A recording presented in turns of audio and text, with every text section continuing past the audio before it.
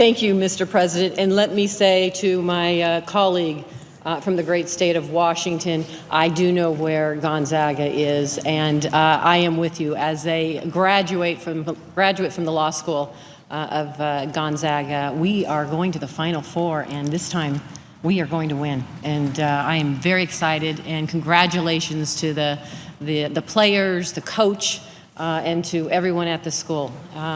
Mr. President, I take the floor today to urge my colleagues across the aisle to stand up for their constituents and vote against the measure before the floor that will restrict access to safe, affordable, basic health care to millions of Americans across this country.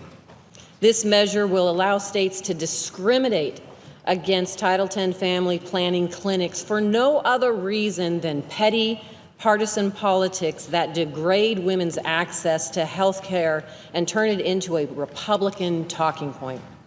These clinics provide essential family planning and health services to millions of American women, men, and families, many of whom are poor and low income and in rural areas. This measure will cause these families to suffer by limiting their access to health care. In my home state of Nevada, there are 23 clinics that risk losing funds as a result of this measure. These clinics are in Nevada's major cities and in our rural areas like Hawthorne, Lovelock, Pahrump, Tonopah, Ely, Winnemucca, Hawthorne, and Fallon. For many families in our rural areas, these clinics are the only health care facilities where they can access family planning services, as well as basic primary and preventative health care services.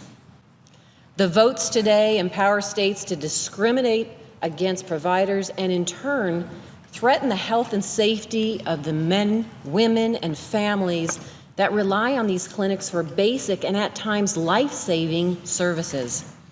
We should be promoting access to health care, especially for our vulnerable communities. We should be expanding access to care, especially for Americans living in rural areas. Republicans' actions today are an affront to American women and families. Their political agenda and short-sighted approach will do nothing but cause harm to Americans. It is time for Republicans to stop playing politics with women's health and actually put Americans' health and safety first. Mr. President, I thank you for the opportunity to speak on the floor today, and I yield the floor.